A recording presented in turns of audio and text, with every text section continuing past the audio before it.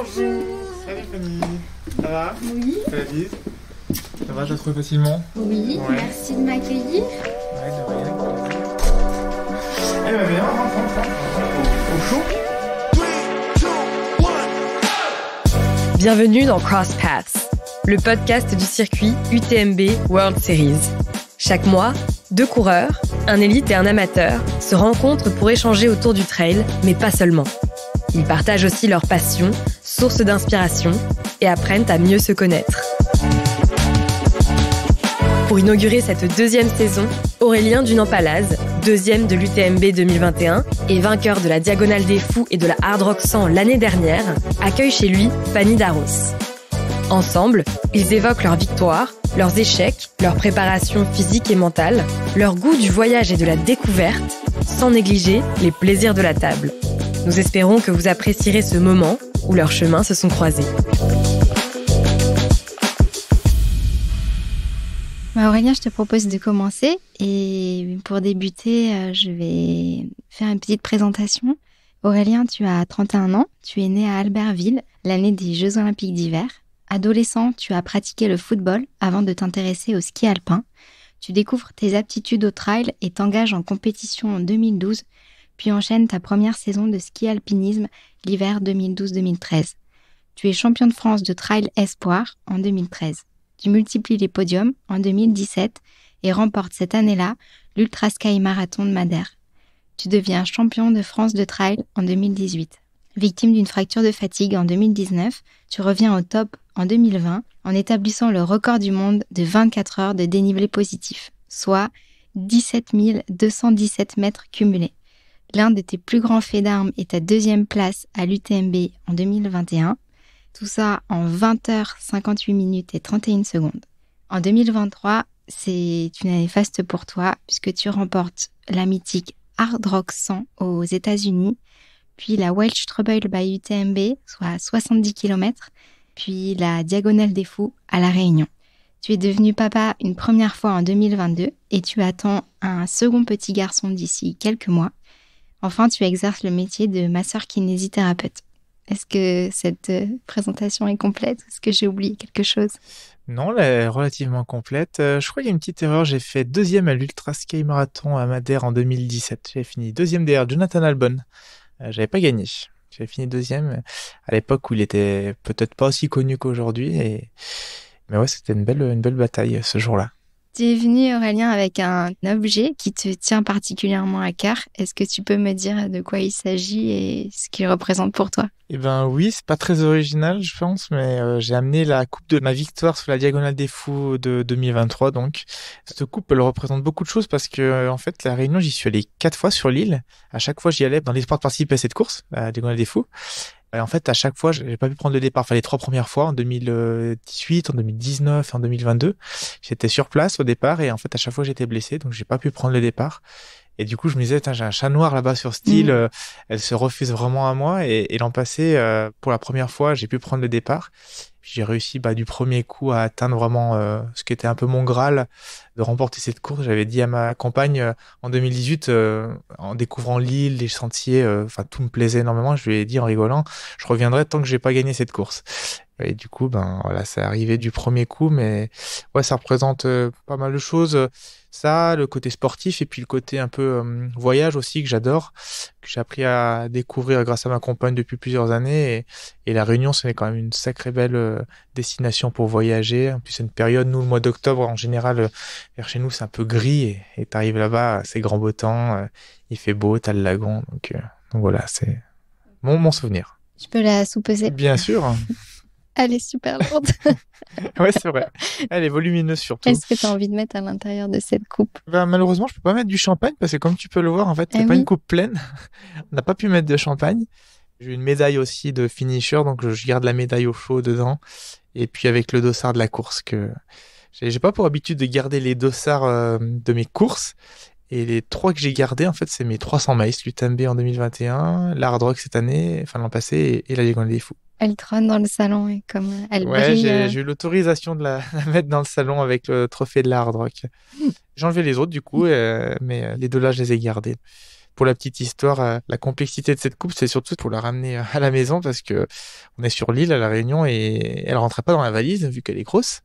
Donc il a fallu demander un peu à la compagnie aérienne d'être sympa et du coup ils l'ont gardée dans le cockpit et ils me l'ont rendue à l'arrivée à l'aéroport. Elle brille avec le soleil dans ton salon, Ouais. c'est super beau.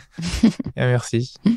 Eh ben Fanny, tu es née à Clermont-Ferrand, tu as 34 ans et tu as passé 10 années à Paris avant de t'installer il y a quelques mois ici à Annecy, dans notre belle région. Tu travailles dans le secteur de la gestion de projets en communication et tu es aussi prof de yoga. Le goût de l'aventure et le besoin de voyager te caractérisent. Tu as effectué plusieurs longs stages à l'étranger pendant tes études. L'année dernière, avec ton conjoint, tu as entrepris un tour du monde de 16 mois à vélo qui vous a conduit jusqu'en Asie avant de poursuivre vers la Nouvelle-Zélande. Et tu prévois déjà de repartir dans quelques mois. Enfant, tu as pratiqué l'équitation et les loisirs de plein air. Aujourd'hui, tu pratiques la course à pied. Comme beaucoup, tu as développé tes aptitudes sur route en augmentant progressivement les distances. L'appel de la nature t'a conduit vers le trail et tu manques pas d'ambition pour 2024, avec de nombreuses courses déjà programmées. Tu as quelque chose d'autre à rajouter à cette présentation ? Non, c'est assez... juste Oui, je suis très contente d'avoir emménagé à Annecy. Toi, tu as une belle coupe et moi, j'ai amené un objet qui est beaucoup plus léger et qui prend beaucoup moins de place. Eh ben, c'est quoi cet objet ? Et je sors. Est-ce que tu reconnais ce que c'est ? Qu'est-ce que c'est ? Tourne un petit peu. Ah, c'est un rétroviseur, non ? Oui. C'est ça ? C'est un rétroviseur de vélo. Ah, de vélo, ok. Oui, de vélo de voyage. Ah, et oui, ok. C'était le rétroviseur que j'avais sur la première partie de mon voyage, puisque comme tu peux le voir ici, il est cassé. Il est cassé, oui. Et en fait, ce sont les singes en Inde qui aimaient beaucoup se regarder dans le rétroviseur. Ah oui, oui. Et en fait, ils l'aimaient tellement qu'ils l'ont arraché. Ils l'ont arraché. Ils sont partis avec. Tu l'as récupéré. Et oui, j'ai réussi à le récupérer parce que en fait, ça s'est passé devant une petite guest house et le monsieur de la guest house avait un pistolet à eau pour faire fuir les singes. Parce qu'il était un petit peu Et il s'est habitué. habitué à leur présence. Du coup, ils l'ont lâché, je l'ai gardé. Je me suis dit que ça ferait un chouette souvenir. Parce que quand tu voyages à vélo, tu peux pas ramener de souvenirs. Et donc, voilà, c'est une pièce du vélo. Je te propose qu'on évoque un petit peu la pratique sportive. Toi, enfant, tu as plutôt pratiqué le football avant de te mettre au ski. Est-ce que tu avais des idoles qui t'ont inspiré dans ta pratique sportive quand tu étais petit ? Comment tu en es venu en fait à passer du football au ski et qu'est-ce qui t'a inspiré ? Non, j'ai jamais eu d'idole à proprement dire. C'est vrai que je venais du foot comme beaucoup de petits garçons. Je supportais le club de Lyon. Voilà, c'est le club qui est dans les belles années du club lyonnais quand il gagnait tous les championnats de Ligue 1. Et du coup, j'avais souvent des t-shirts de ce club-là. Après, j'avais pas un idole en particulier, ni même en ski alpin quand je me suis mis au ski. Et le ski, je me suis mis plus tard quand même, à l'entrée du collège, donc j'avais 12-13 ans. Et c'est venu assez naturellement parce que mon papa venait du ski alpin aussi. Et puis j'avais le côté compétition. Et ce qui m'apportait de nouveau, c'était un sport individuel comparé au football. Et j'ai bien aimé ça, le fait que ça dépende que de moi, le résultat, et non pas d'une équipe. J'ai continué le foot en parallèle pendant quelques années et ensuite j'avais arrêté le foot et les dernières années après je faisais que du ski alpin même quand j'étais à la fac. Donc les sports dehors en général et sports après de montagne progressivement. Toi tu viens d'une famille sportive ? Oui et non, au sens où mes parents pratiquaient pas de sport au quotidien, mais nous emmenaient toujours en randonnée, se promener. Enfin, on était vraiment très souvent dehors. C'était vraiment le plaisir de l'extérieur, du grand air avant tout, mais en mode plutôt balade et du coup après tu t'es mis comme ça à la course à pied. Non, pas du tout. En fait, je suis passée par la case Paris où là, en fait, c'était un peu compliqué d'aller rapidement en une journée se promener ou être en extérieur. Donc, en fait, j'ai plutôt débuté autre chose et notamment le yoga où j'étais en fait en salle. Je sortais du travail et j'avais un peu de temps en fait avant que la séance de yoga démarre. Je savais pas quoi faire. Moi, dans une salle de sport, j'étais un peu démunie avec le matériel. Je savais pas trop comment l'utiliser. Et il y avait des tapis de course. Ok, du coup, t'as essayé. Et du coup, je me suis dit, en fait, j'ai 30 minutes devant moi, je vais essayer de monter sur le tapis. Et en fait, ça a démarré comme ça. Ok. Ouais, donc au début, je me rappelle quand j'arrivais à faire 3 kilomètres, j'étais trop contente. En fait, c'était une première victoire. Je n'avais jamais fait ça. Et puis, j'ai essayé de faire 5, etc. Ouais, bien sûr. Voilà. Et après, je me suis dit, quand même, ça serait bien que je l'essaye en dehors du tapis. Du coup, puis en plutôt fait, sur route au début. et après Ouais. sur route, ouais, j'ai commencé comme ça. Mais en fait, je suis originaire d'Auvergne. Et donc, à chaque fois, le week-end, j'allais voir ma famille. Il fallait que j'aille faire ma course, mais c'était quand même assez vallonné. Et donc, j'allais dans les chemins. Et je pense qu'en fait, je faisais un petit peu de trail Ouais, comme bah ça, oui, sans c'est ça. m'en rendre Ouais. compte. Mm. Et puis, hop, ça montait, ça descendait. Mm. Mais sinon, mes premières courses, ça a été sur route. Toi, tu as développé comment ta pratique après pour que ça prenne de plus en plus de place dans ta vie? Et ben en fait, ça se fait un peu naturellement parce que, comme je te disais, je faisais du ski et du foot avant et ensuite j'ai terminé mon année scolaire en fait à la fac. La première année, j'étais en vacances au mois de mai et je me suis dit mais qu'est-ce que je vais faire tout l'été jusqu'à la rentrée scolaire suivante. Alors j'ai travaillé un petit peu l'été en boulot étudiant, mais je me suis dit bah là je vais aller en montagne. Je faisais déjà un petit peu de vélo avant de préparer un petit peu la saison de ski alpin et en fait j'ai fait tout l'été 2011, j'ai fait ça tout le temps, ça me plaisait. Chaque week-end je partais 3-4 heures des balades en montagne ou en vélo ou à pied.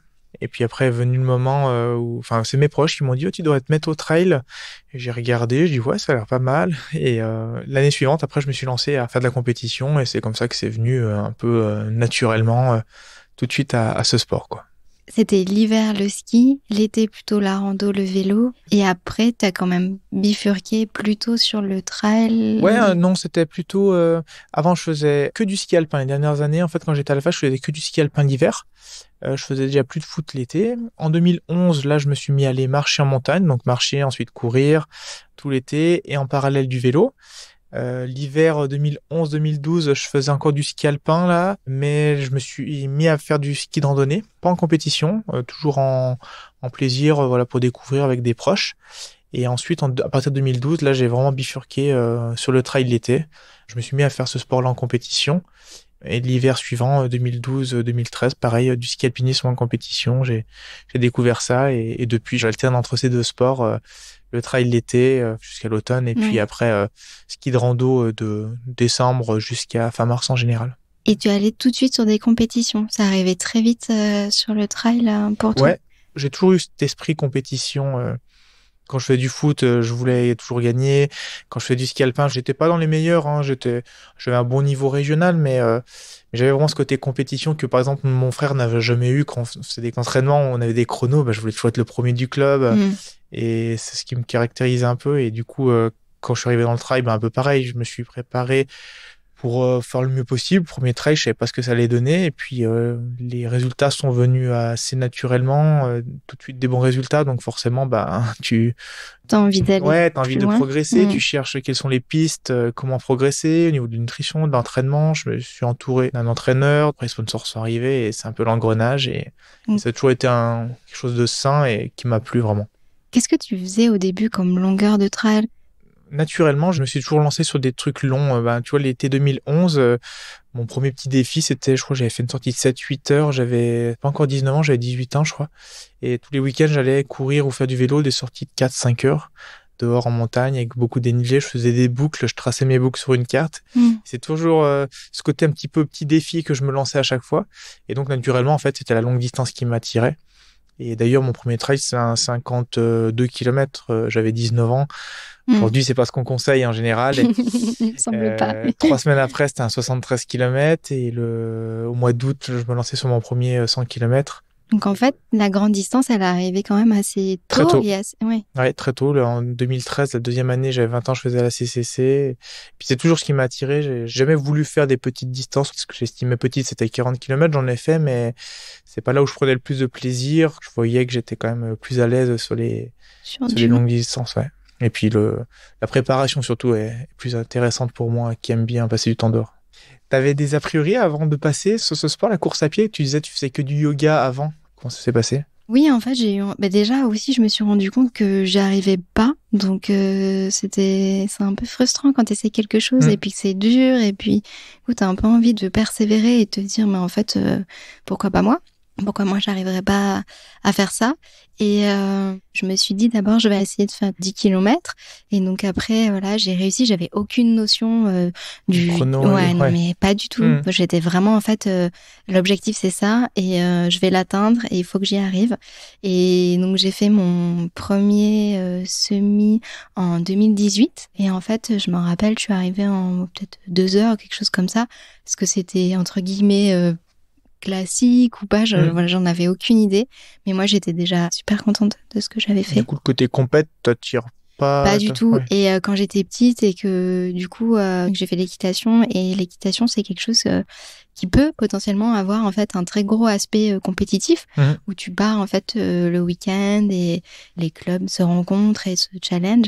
Et en fait moi je refusais à chaque fois d'y aller parce que ça fait pas partie de ma personnalité, et je prends pas du tout de plaisir à ça. Okay. Non, c'est vraiment en fait mon objectif que je me mets, et mon plaisir, je le trouve dans le fait que moi, j'atteigne cet objectif-là. Et donc, après le semi, par contre, j'en ai fait 2 ou 3, et je me suis rapidement dit, mais en fait, derrière, il y a le marathon, j'ai bien envie d'aller essayer ça. Et je me rappelle, j'avais annoncé à ma famille, bon, bah voilà, je vais aller courir un marathon. Et en fait, on m'a dit, voilà, t'es pas préparée, c'est quand même sérieux, tout ça. Je lui ai dit, mais non. Je vais y arriver. Je vois pas pourquoi j'y arriverais pas. Et je me suis blessée en préparant classique TFL. J'ai souffert le jour J, j'ai été jusqu'au bout. T'as fini quand même. Je me suis bien abîmé le genou, mais j'ai dit, je lâcherai pas. Et voilà. Et après, du coup, là, j'ai compris qu'il y avait une histoire de chrono quand même. Et je me suis dit, maintenant, je vais essayer de le faire. Un peu mieux, un peu mieux. T'es pris au jeu, quoi. Ouais, je me suis pris au jeu, et en fait, c'est vrai que, en fait, très vite, en parallèle, toujours là où réside ma famille, j'ai vu qu'il y avait donc ces petites courses de trail, donc sur des formats assez petits, entre 20 et 40. Et en fait, je me suis dit, j'ai envie d'essayer ça parce que moi, j'aime être dehors, et du coup, je me suis lancée là-dessus. Donc là aussi, j'ai coché tous les écueils du débutant. Donc là, c'était plus le genou, c'était les pieds, les ampoules partout, les chaussures neuves, les ongles noirs. Voilà, j'ai tout. Bon, ça, je te rassure, ça existe toujours pour tout le monde. J'ai tout coché. Et puis voilà, là, ça m'a vraiment plu. Et là, du coup, j'ai eu envie d'aller... de progresser, quoi, de rajouter un peu plus de dénivelé ou un peu plus long. Du coup, là, tu retournerais pas sur route maintenant que tu as découvert le trail? Eh ben, si, en fait, je fais les deux. Là, je me suis inscrite au marathon d'Annecy. Et en fait, le format le plus long que j'ai fait, c'est la Saint-Élion. Bon, pour moi, déjà, c'était très bien.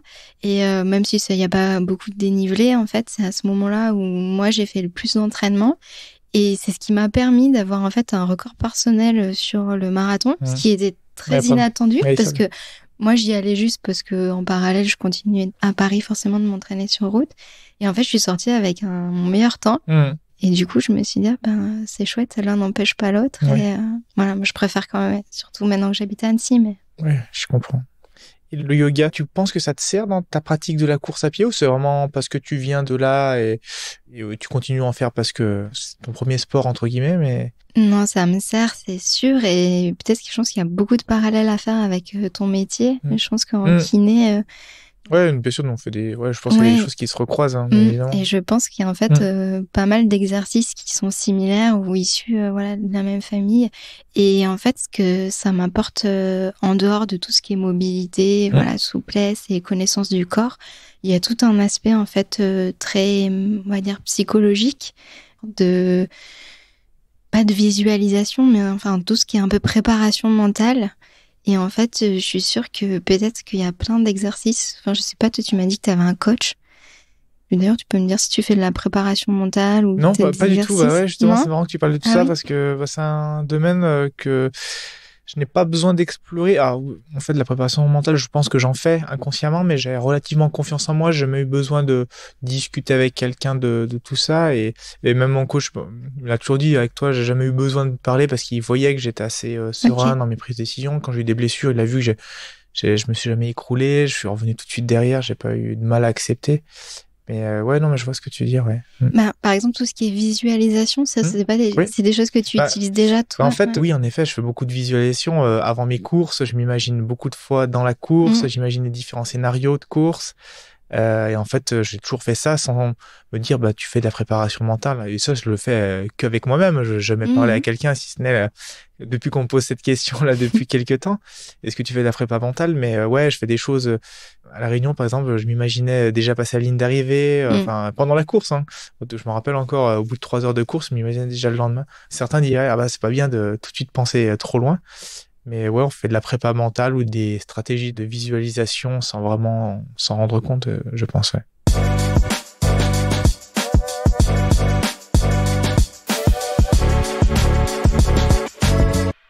tu as marqué les esprits en finissant second de l'UTMB Mont-Blanc. J'imagine que pour toi, c'est quand même un joli souvenir.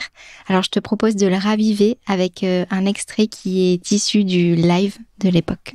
Cette ligne d'arrivée, regardez le sourire d'Aurélien.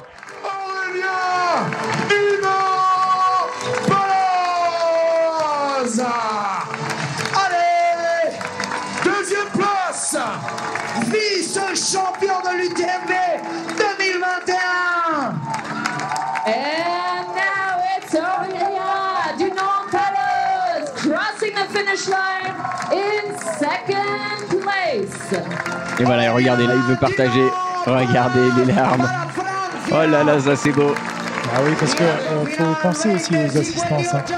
Ça demande beaucoup de travail, beaucoup d'investissement. De sacrifices, de temps. Et voilà, la réserve émotionnelle, c'est parti. On a le droit de craquer. Hein. Et là, c'est beau. Là, c'est magnifique. Aussi, hein. Ah ouais, moi, je suis à tes doigts. C'est pour ça que j'arrête de parler. Quelle ambition tu avais? Est-ce que c'est quelque chose que tu pouvais imaginer, cette seconde place? Eh ben, alors, j'avais l'ambition ce jour-là de monter sur le podium. Ouais. Ce jour-là, j'estimais qu'il y avait Jim et François qui étaient meilleurs sur le papier. Donc je m'étais dit, il y a eux deux qui sont clairement normalement meilleurs. Et ensuite, tous les autres coureurs qui étaient présents ce jour-là, c'était des coureurs que j'avais déjà rencontrés, que j'avais déjà battus sur des courses de 100 km. Et du coup, je m'étais dit, dans le meilleur des cas, ouais, je peux monter sur le podium. Et puis, j'arrivais en très bonne forme. J'avais juste, cette année, j'avais eu un problème au niveau gastrique pendant l'été qui m'a vraiment affaibli plusieurs semaines. Donc, du coup, j'avais juste ce petit doute par rapport à ça. Mais sinon, ouais, je suis arrivé très ambitieux et les jours avant la course, je sentais que j'étais vraiment en très bonne forme. Après, c'était mon premier 100 miles, hein, donc je savais pas comment j'allais réagir, même si j'avais fait l'année d'avant le record de dénivelé positif sur 24 heures, j'avais déjà un peu cette expérience de la longue distance, mais ouais, je savais pas comment ça allait se passer sur une course vraiment avec la compétition de 24 heures. On dit que le passage de l'Arche à Chamonix, il est un peu mythique. Qu'est-ce que toi, tu as ressenti à ce moment-là? C'était quoi les émotions qui t'habitaient? Et ouais, et puis clairement, en étant deuxième, forcément, il y a une foule qui est, voilà, qui est toute présente. Voilà, la musique. Je suis arrivé pas très loin après François, donc forcément, tout le monde était encore présent. Donc ouais, c'était très, très émouvant. C'est la seule fois que j'ai pleuré autant sur une ligne d'arrivée quand j'ai retrouvé ma compagne, Julia. Et c'est un peu l'accomplissement un peu de plusieurs années d'entraînement parce que c'est un moment que je voulais courir un 100 miles depuis 2018. Il y a eu des petites blessures, il y a eu le Covid, donc ça a retardé ce moment. Et en fait, à mon premier essai, ça s'est quand même super bien passé. Et ouais, cette arche, quand t'as tout ce monde-là qui t'accueille sur le dernier kilomètre, c'est quand même quelque chose d'incroyable, quoi qu'on en dise, ouais. Tu as dit qu'il y avait ta compagne à l'arrivée. Comment ça se passe, ton assistance, le rapport de tes courses avec ta famille et tes proches? Est-ce que t'accompagnent? Ouais. Est-ce que c'est important pour toi? Alors, je vais peut-être être dur, mais j'ai pas forcément besoin que ce soit ma compagne particulièrement. J'ai besoin d'avoir quelqu'un en qui j'ai confiance. Mais après, je suis pas très compliqué. Je suis pas le meilleur sur les ravitaillements. Je fais pas des ravitaillements express. Et c'est l'an passé à la réunion à l'Hard Rock, Julia, ma compagne, n'était pas là du tout sur les 2 fois. Et c'est mes parents qui ont pris le relais. Maintenant, on a les enfants, donc elle pourra peut-être moins être présente. Mon frère joue le jeu aussi des fois. Voilà, je les coach. En général, avec mon frère, on fait ça à l'UTMB avec Julia. Je crois que on a dû se préparer dans l'après-midi, 2-3 heures avant le départ. Je lui dis, bon, tu vas me faire ravito. Je vais marquer sur une feuille. Et puis, c'est parti comme ça. Mais là, le fait de la retrouver sur la ligne d'arrivée, mine de rien, elle joue beaucoup dans tout ce qui est ma préparation. Elle accepte que j'aille m'entraîner les week-ends. Quand on a des repas de famille, des fois, j'arrive un peu à la bourre. Donc forcément, je pense à elle quand je passe sur la ligne d'arrivée. Elle y est pour beaucoup dans la réussite de mes résultats sportifs. Ouais.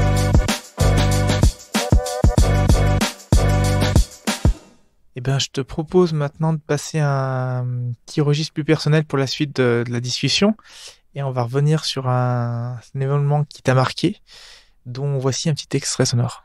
And then don't worry about this one because we're in high elevation. So once you're at town, hopefully you get from 85, 90 up to 100. But here we are in high altitude. You can see you have 70. This is nice. For the heart rate also it's good. C'est un extrait en fait de ma tentative d'ascension du Kilimandjaro. Et dans l'extrait, tu peux entendre le guide Ouais.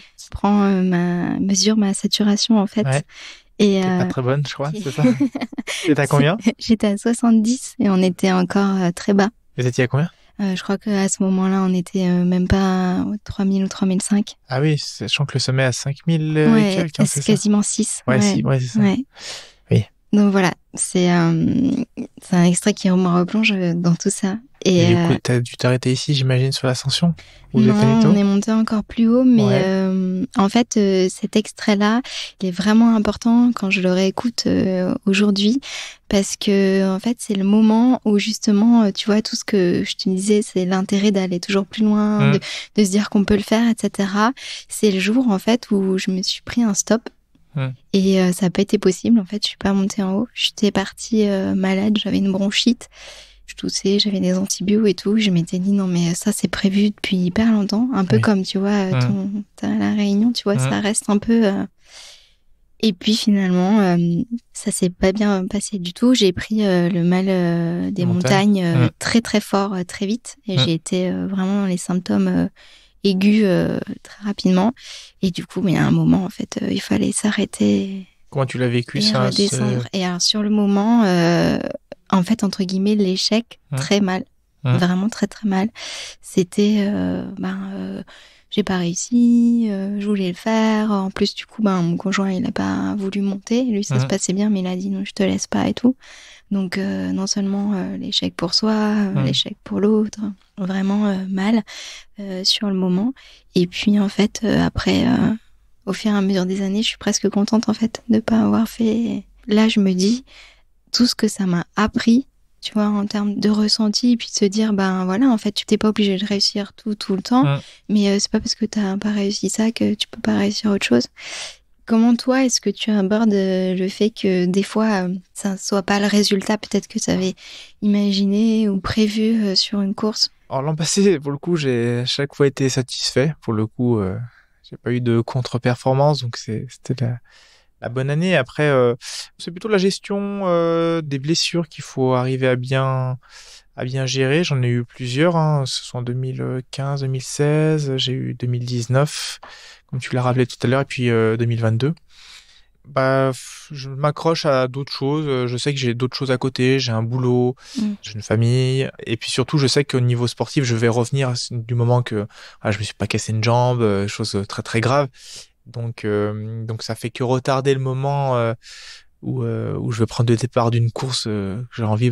L'exemple de la diagonale est là, mais non, tout de suite, à chaque fois, je l'ai toujours bien accepté. Et certains étaient toujours étonnés, m'ont jamais vu déprimé, loin de là. Et ouais, j'ai un peu cette sérénité où je me dis non, ça arrivera le jour où ça arrivera. Et quand tu fais pas du sport, est-ce qu'il y a d'autres choses que tu aimes faire? Est-ce que tu as d'autres plaisirs? Principalement, c'est vrai que le sport, c'est quand même ma grosse passion. Ça me prend beaucoup de temps maintenant, entre vraiment l'activité physique, les différentes sollicitations qu'on peut avoir au niveau du sponsor ou des médias, quoi que ce soit. Mais après, quand je passe du temps chez moi, j'aime bien cuisiner. Ça me gêne vraiment pas. À la maison, je fais 95% des repas et c'est un truc que j'aime bien, même pour notre fils. Et du coup, je prends pas mal de temps pour cuisiner, ouais. Puis je m'intéresse beaucoup à ça, à bien manger. J'aime bien manger des bonnes choses. On n'achète jamais de plats cuisinés, choses comme ça. Donc, alors oui, il y a le côté sportif, bien sûr, mais il y a le côté plaisir. Je suis un bon mangeur et du coup, ça peut être des plats très gourmands, des plats savoyards. Je fais pas du tout de complexe par rapport à ça. Ça me gêne pas de boire une bonne bière, du vin rouge quand on fait des repas de famille. Je suis pas du tout obsédé par ça. Même à une semaine d'un objectif, je n'ai pas de restrictions particulières. Plaisir avant tout. Et, ouais. Après, vu que je sais que naturellement je mange équilibré, c'est pas compliqué en fait pour moi de faire quelque chose de sain pour mon activité physique parce que c'est la même chose, que je fasse quelque chose de sain ou pas, donc autant bien le faire à l'approche des courses. Et toi, du coup, en dehors du yoga et du sport, qu'est-ce que tu fais? Qu'est-ce que tu aimes faire? Du coup, quand il me reste un peu de temps entre mon emploi, l'entraînement, même si j'ai pas encore une famille, mais je passe beaucoup de temps à lire. C'est quelque chose qui est très important pour moi. Tu lis quoi? Je lis beaucoup en fait de récits, soit un peu autobiographiques, soit récits d'aventure, d'expériences en fait qu'ont eu les gens. Ça peut être en randonnée, à vélo, enfin plein de thèmes différents. Plutôt, on va dire du coup, voyage, aventure. C'est logique, ouais. Ouais, Ce que t'as fait. ouais, mais c'est important d'avoir un temps aussi plus calme, plus recentré pour que toujours faire du sport. Je suis d'accord. Je te propose qu'on clôture le chapitre personnel et pour ça, on va tirer une dernière question au hasard. Donc là, tu as plein de petits papiers et je t'invite à Allez, en je me piocher prête au un. jeu. Allez, celle-ci. Alors, quelle est ta plus grande qualité ou ton pire défaut? Ouh là là. Ah, non, c'est la question trop ouais. difficile. Ouais, j'ai du mal en plus avec ça. Plus grande qualité. Alors, je sais pas si c'est une qualité, mais je dirais que je suis toujours optimiste. Je suis toujours positif. Vraiment, je pense que il y a peu de gens qui me diront Aurélien il faisait la gueule aujourd'hui. Non, c'est pas le cas. Même après mes échecs, que ce soit sportif, après mes blessures. Tu l'as dit, oui. L'anecdote, c'est le soir du TMB 2022, là, quand j'ai fait 8 km, j'ai abandonné, j'ai fait demi-tour. Julien m'attendait en bas aux Ouches. Ma famille, ils étaient une vingtaine de personnes. Ils étaient déjà de l'autre côté au Contamine, ils m'attendaient.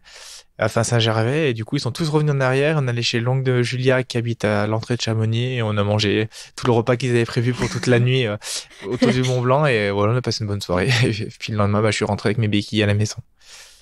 Et mon pire défaut, je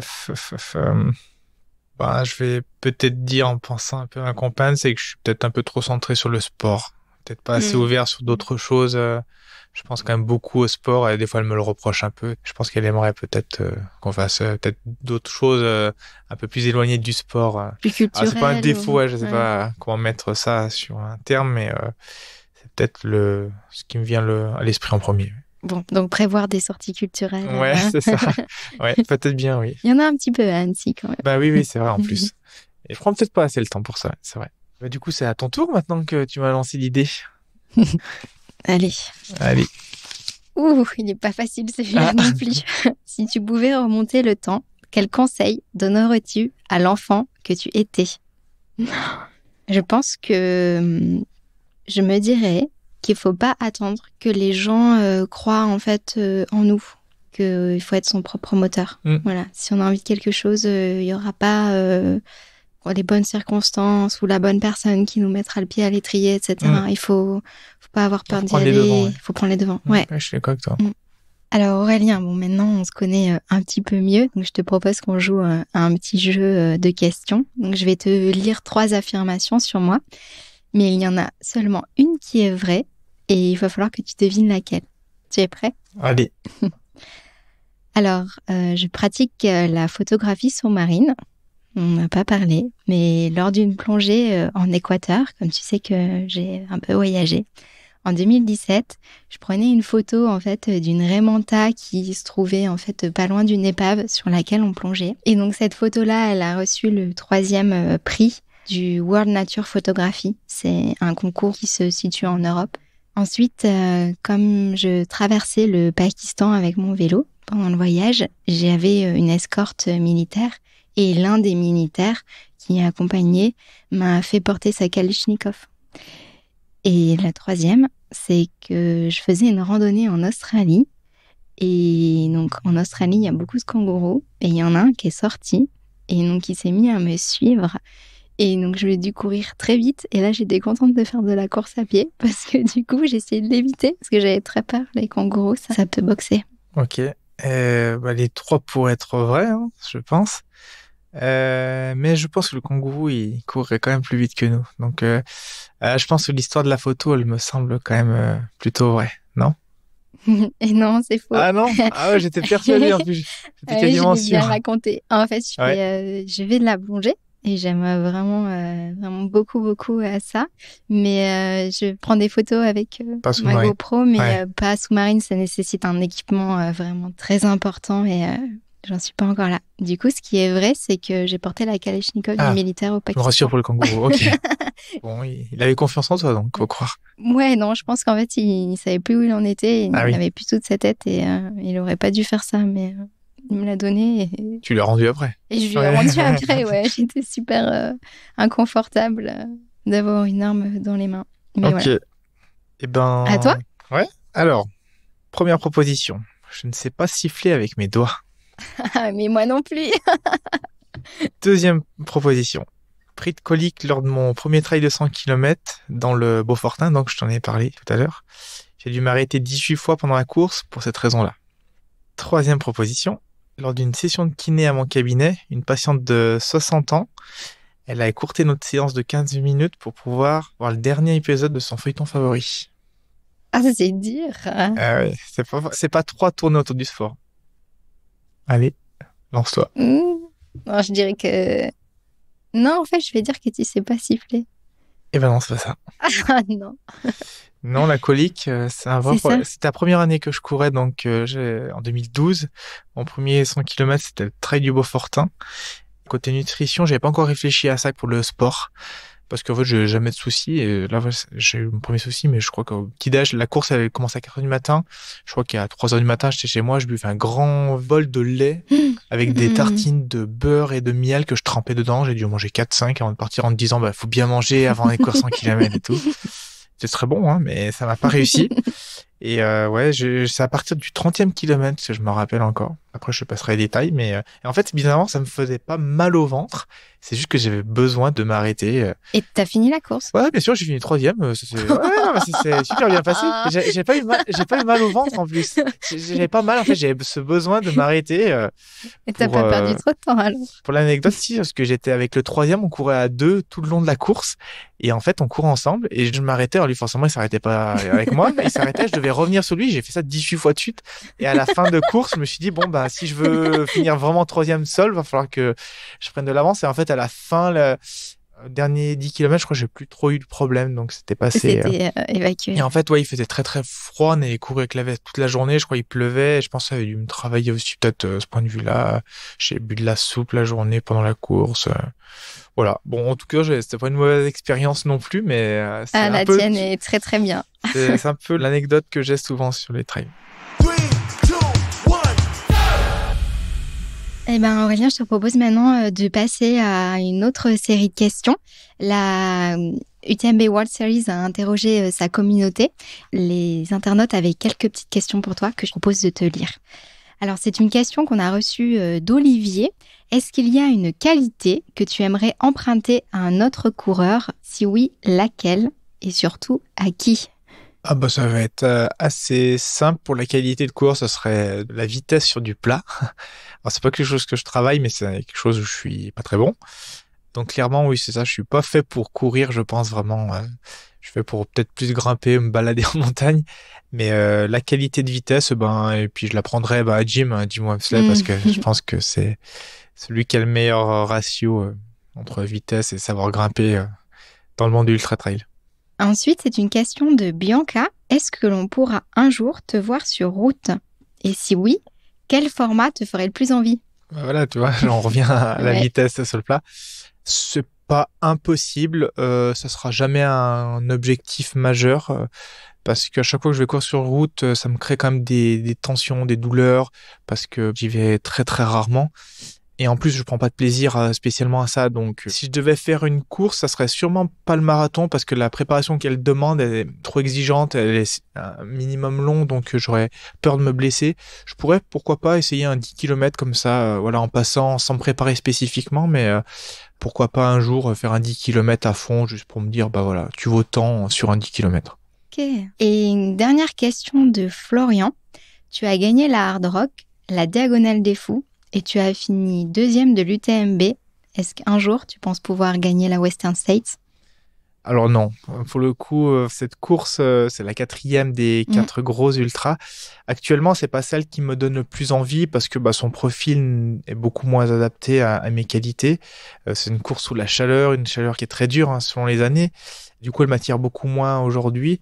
Ce qui me fait le plus rêver maintenant, c'est l'UTMB. Maintenant que j'ai gagné les 2 gros objectifs autres que l'UTMB et la Western. Donc après, c'est le mythe aussi, la Western State. Donc j'espère un jour pouvoir prendre le départ, courir. Je m'entraînerai pour, mais je pense que je serai pas sur le podium sur cette course-là. J'ai pas cette capacité à aller assez vite, comparé à un Jim, par exemple, qui est bon sur tous les formats. Mais pourquoi pas un jour quand même sur cette course mythique.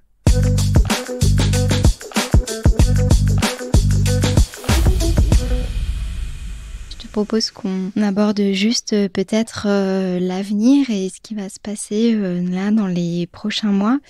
Toi, quels principaux objectifs en 2024 là tu as prévu cette année? À quoi elle va ressembler pour toi? Alors le principal objectif, ça va déjà être d'accueillir notre deuxième enfant début mai. Donc ça, c'est déjà la priorité. Ça sera pas la même chose. On a déjà un premier enfant qui aura moins de 2 ans quand le deuxième va arriver. Donc la gestion va être complètement différente. Et du coup, j'ai centré mon année autour de ça, forcément. L'idée, c'est de passer le maximum de temps en famille. Et pour ça, je vais rester assez local jusqu'à mon premier gros objectif qui sera donc l'UTMB 2024. On habite à 1h30 de Chamonix, donc c'est pas très loin non plus. L'idée, c'est de se préparer tout l'été un petit peu pour l'UTMB. Et dans le cadre de cette préparation, je vais faire le tour du lac d'Annecy, la Maxi Race, pour la 3e fois de suite. Voilà, c'est refusé à moi 2 fois. Bon, j'ai fait 2 fois deuxième, donc c'est quand même pas trop mal. Et pour la course à côté, je dors chez moi. Le départ est à 15 minutes. Donc ça, c'est quand même plutôt cool d'un point de vue organisation. Ça sera quelques semaines après l'arrivée du deuxième bébé. Et ensuite, dans la même logique, je vais rester dans le coin en allant sur le 90 km du Mont Blanc à Chamonix. Les deux sont assez rapprochés, non? Ouais, il y a 4 semaines entre les deux. Ouais. Mais c'est un moyen, en fait, de me faire une espèce de bon bloc d'entraînement, volume. Voilà, là, je vais un peu surfer sur la vague Maxi Race. Normalement, je sais que je récupère bien sur une course de dizaine d'heures environ, là. Donc ensuite, je me repose une dizaine de jours. Je peux me rentraîner un petit coup et après, de nouveau, je fais la préparation.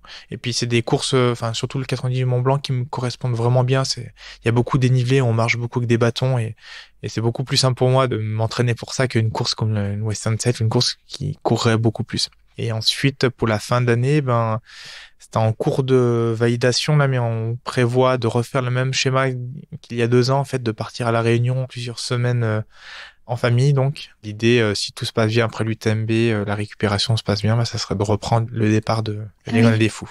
On adore vraiment l'île, autant pour l'événement, pour la course, que pour tous les paysages qu'il y a. Il y a tellement de choses à faire. Puis ça prolonge un peu notre été, en fait, de partir à La Réunion. Donc, Et toi?